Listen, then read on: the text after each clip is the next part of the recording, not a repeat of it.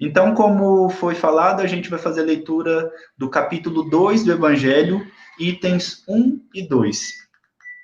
E, iniciando aqui, meu reino não é deste mundo, é o nome do capítulo. E é começado com uma citação do Evangelho. Pilatos, tendo entrado de novo no palácio e feito vir Jesus à sua presença, perguntou-lhe: És o rei dos judeus? Respondeu-lhe Jesus: Meu reino não é deste mundo. Se meu reino fosse deste mundo, a minha gente houvera combatido para impedir que eu caísse nas mãos dos judeus. Mas o reino ainda não é aqui. Disse-lhe então Pilatos: És, pois, rei? Jesus lhe respondeu: Tu o dizes, sou rei. Não nasci e não vim a este mundo senão para dar testemunho da verdade. Aquele que pertence à verdade, escuta a minha voz. João, capítulo 18. A vida futura.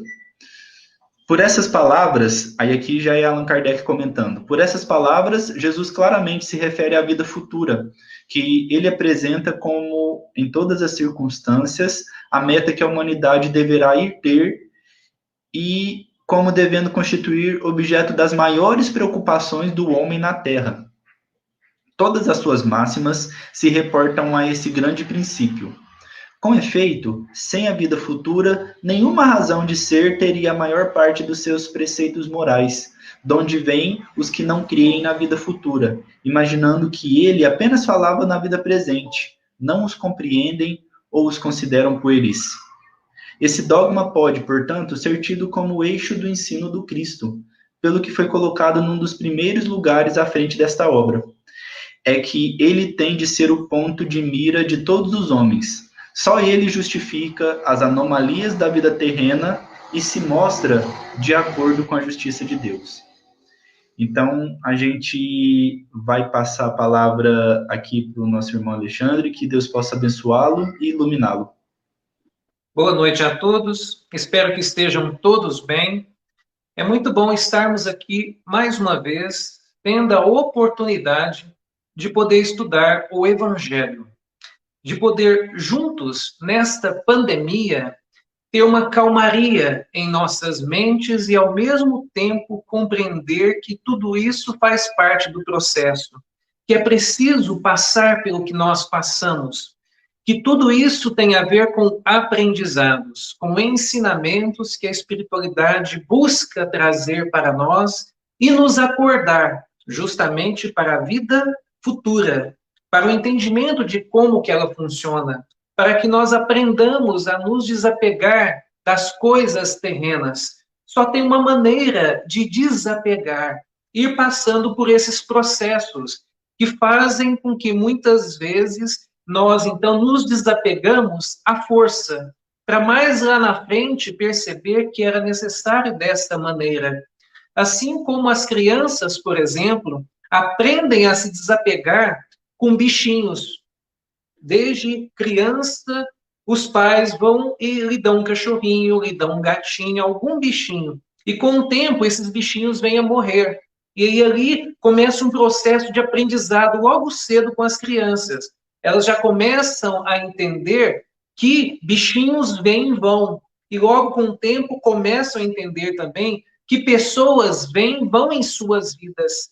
E é assim que funciona para todas as coisas.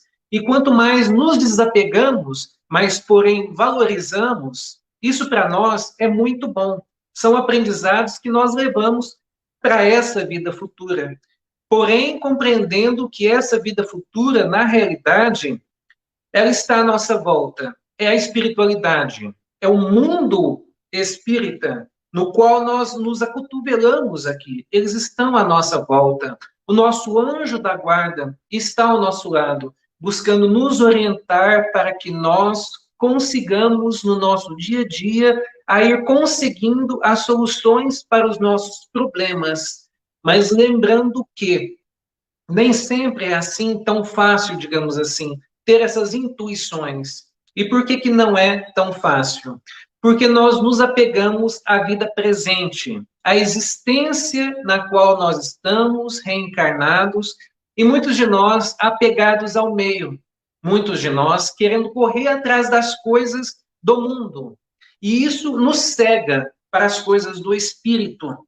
E só uma pandemia, ou só dificuldades financeiras, só dificuldades físicas, dificuldades familiares, entre tantas outras pelas quais nós passamos, que faz com que nós viemos a acordar com o tempo. O tempo vai passando por nós, é a coisa mais natural. E nós, então, tendo essa oportunidade, como agora, tá certo que no momento nós não podemos ir às casas religiosas, mas olha só, as casas religiosas vêm até nós, como é o caso agora. Estamos numa live na qual estamos aqui compartilhando ensinamentos, buscando compreender mais esses ensinamentos do Cristo, da espiritualidade maior, que busca, como eu disse, nos despertar para a verdadeira vida, para a vida futura, a vida real do Espírito.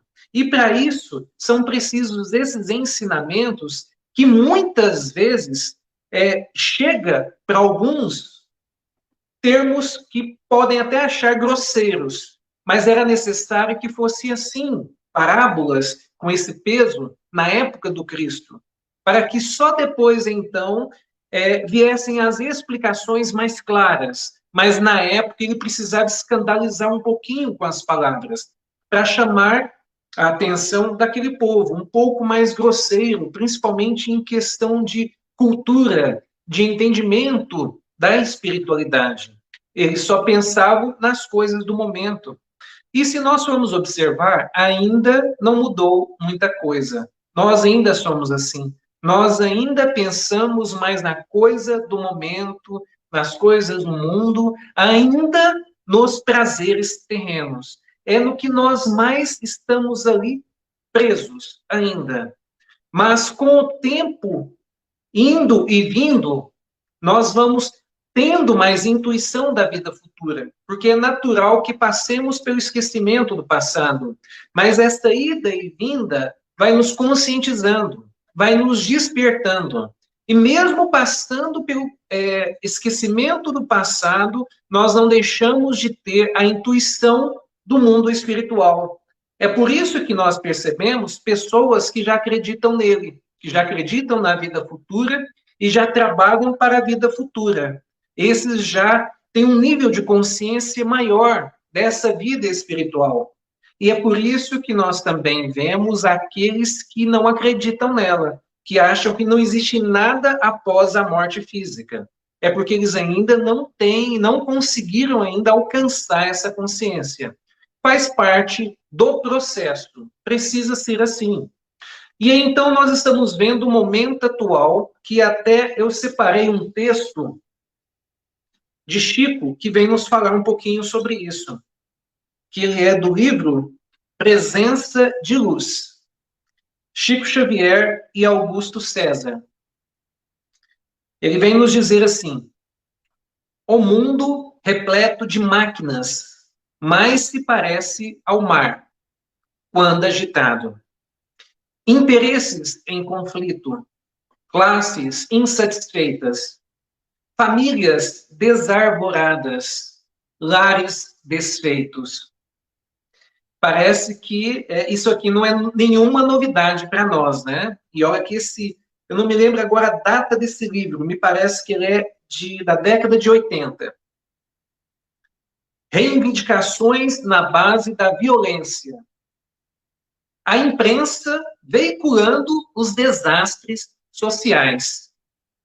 Gente rixando, discutindo. Olha só, principalmente um momento no qual nós estamos, onde vemos aí, em famílias, em redes sociais, o meio político estão rixando, discutindo o tempo inteiro. Sentem-se os impactos da maré alta e as depressões da maré baixa. As ondas da opinião arrastam as criaturas de um lado para o outro, enquanto a tensão lhes espanca os nervos e lhes corrói a resistência. Olha que interessante. Tudo isso para nós não é novidade neste momento, provando que esse texto ele é muito atual, apesar de ser lá da década de 80. E assim, então, nós vamos observando que isso faz parte do processo. Ele é assim no meio material. Nós temos de passar por essas adversidades. Nós temos de passar por essas rixas para que depois, mais lá na frente, haja um refazimento e também um entendimento. E aí também venha o perdão. E aí também venha, a partir de nós, aquela fase no qual nós estamos ressarcindo aos outros o mal que fizemos, aquilo que prejudicamos, os nossos excessos aqui na Terra, passando pelas leis de ação e reação, causa e efeito. E aí, então, nós temos de buscar trabalhar a religiosidade, trabalhar o Cristo em nossos corações, buscar entender a sua realeza, que não é à toa. Ele governa o nosso planeta e ele está por todos nós como ovelhas. E ele ainda vem nos dizer: ninguém chega ao Pai senão por mim. Nenhum de nós vai alcançar a nossa evolução espiritual, vai alcançar a felicidade, vai alcançar a alegria, se não começar um processo cristão em sua vida, se não começar a se enxergar, se não começar aquele processo do conhece a ti mesmo, compreender o que tem de vícios, compreender o que tem de virtudes e começar a trabalhar isso. Começar a se entender como uma lavoura, uma plantação. E ali perceber o que tem de bom, o que tem de trigo, o que também tem de joio. E na maior parte das vezes, em um mundo de provas e expiações, temos mais joio do que trigo. Só que o Evangelho vem nos ensinar que nós somos ceifeiros de nós mesmos.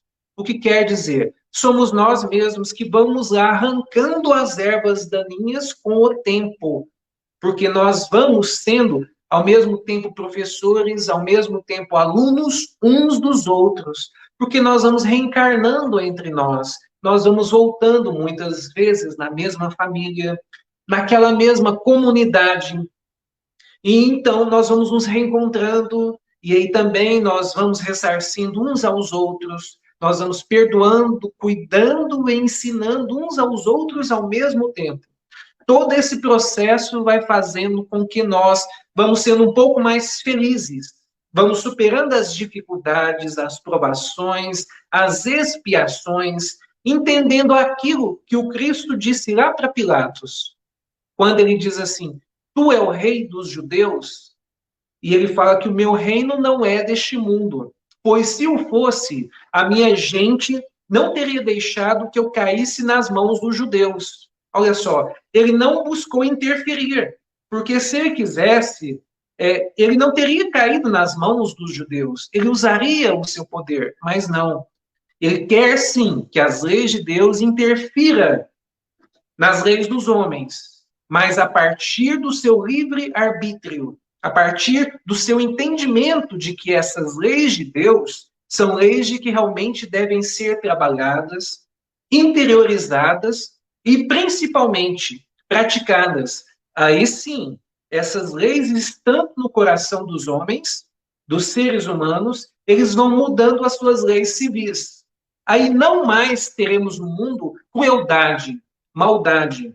Não mais alguém será preso por ter uma opinião diferente, ou prejudicado por ter uma opinião diferente, ou crucificado por ter uma opinião diferente, desde que essa opinião ou essas ações não estejam machucando o outro, não esteja ferindo o outro. E aí, então, nós poderemos caminhar com diferenças, sim, mas caminhando no mesmo rumo, buscando, principalmente, este mundo, no qual o Cristo vem nos dizer: meu reino não é deste mundo. E o nosso reino, mas como súditos, não é deste mundo também. O nosso reino é o mundo espiritual. Porém, nós estamos no mundo. E por que nós estamos no mundo? Porque precisamos do mundo, tal qual as crianças precisam da escola. As crianças mal saem daquele processo de engatinhar. Os pais já estão pensando assim: qual escola eu vou colocar? Olha só que interessante. Deixa eu só terminar essa leitura de Chico Xavier. Ó, depois de eu ter falado sobre todos esses conflitos pelos quais nós passamos, vou até ler o último parágrafo. As ondas da opinião arrastam as criaturas de um lado para o outro, enquanto a tensão lhes espanca os nervos e lhes corrói a resistência. Você pode, no entanto, construir a sua linha de refazimento. Escolha um horário, ainda mesmo estreito, para o seu banho de silêncio. Imagine-se num recanto verde do campo, ou na tranquilidade de uma praia deserta. Ouça a você mesmo. Todos possuímos vozes inarticuladas na mente. Procure revisar o que lhe aconteceu horas antes. Reconsidere as aquisições que realizou e os ajustes que haja feito. Olha só que interessante. Eu acabei de falar do conhece-te a ti mesmo. Nós, se fizéssemos esses processos todos os dias, nós conseguiríamos corrigir muitos erros. E, consequentemente, mesmo os já feitos, nós daríamos algum jeito de pedir perdão, de ir atrás e buscar refazer alguma coisa no processo, porque isto, para nós, é um processo de aprendizado. É o progresso, ele está nisso, tal qual na escola. Como que os professores fazem? Eles fazem um processo de repetição. E se porventura o aluno não entendeu uma lição, o professor repete, mas ele muda. Ele vai variando as lições e traz ela de uma maneira diferente. Isso tudo para que nós todos possamos entender o processo pelo qual nós passamos. Todos nós somos irmãos perante Deus. Mas aqui na Terra parece que somos inimigos. Aqui na Terra pisamos uns nos outros, atrapalhamos uns aos outros, por causa dos interesses da vida presente, do ponto de vista presente. Mas nesse capítulo, depois vocês poderiam ir lá no capítulo 2, lá nas instruções dos Espíritos, uma realeza terrestre. Vem nos falar justamente de uma realeza terrestre. Ou melhor, vem falar um pouquinho de cada um de nós, que muitas vezes nos achamos rei ou rainha, nos achamos poderosos nessa terra, ou que temos muito, ou que somos muito saudáveis, ou que somos muito belos, entre tantas outras coisas.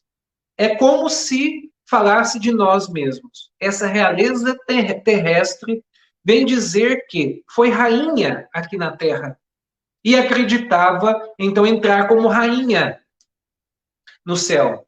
Só que ela chega lá e vê aqueles mais simples do seu reino em uma posição superior à dela. Por que será? Não é só porque ela era rainha, não. Não tem nada a ver. Porque ela poderia até estar acima destes se ela tivesse um procedimento diferente em sua vida. Se ela realmente pensasse no seu semelhante. Se ela realmente tivesse sido uma rainha para os seus súditos, cuidado deles, beneficiado eles. Aí sim, ela chegaria do outro lado não como rainha, mas iluminada. Mas se o texto vem nos dizer que ela chegou lá em dificuldades, vendo que outras pessoas tão simples no seu reino estavam lá iluminadas e ela se sentia apagada, é porque ela não foi uma boa rainha. É porque aqui na Terra ela deve ter aproveitado desses poderes terrenos, o que a maior parte de nós fazemos, seja com a beleza física, seja com a saúde física, seja com algum poder temporal. Nós nos achamos poderosos, nós somos arrogantes, somos egoístas. E o que vai acontecer? Quando passarmos do outro lado, nós vamos ali, como que eu vou dizer, não exatamente ser punido, mas nós vamos ser alertados pela nossa própria consciência. Nós vamos nos apagar pela nossa própria consciência, de tanta vergonha da forma como nós agimos aqui. Foi o que aconteceu com Judas Iscariotes, depois da traição. Ele se sentiu tão envergonhado, visto que havia feito uma coisa tão feia, que ele não sabia onde que ele entrava, a ponto de tirar a sua própria existência e depois ainda sofrer um martírio consciencial na vida espiritual, só depois, então, poder recuperar isso tudo a partir de várias reencarnações. E é assim conosco também.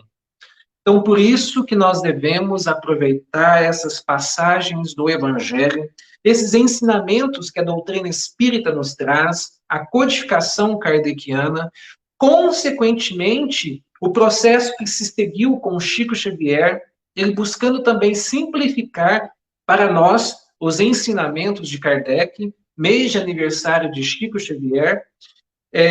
Eu também, neste canal que eu divulguei aí, que o Breno divulga para mim, que é o Amor Fraterno, eu também logo vou colocar o que eu coloco no meu Face e no meu grupo de Espírita WhatsApp, que são mensagens. Todo dia eu faço a narração de uma mensagem do Chico Xavier, aleatoriamente de um livro dele, então eu divulgo no WhatsApp e no Face.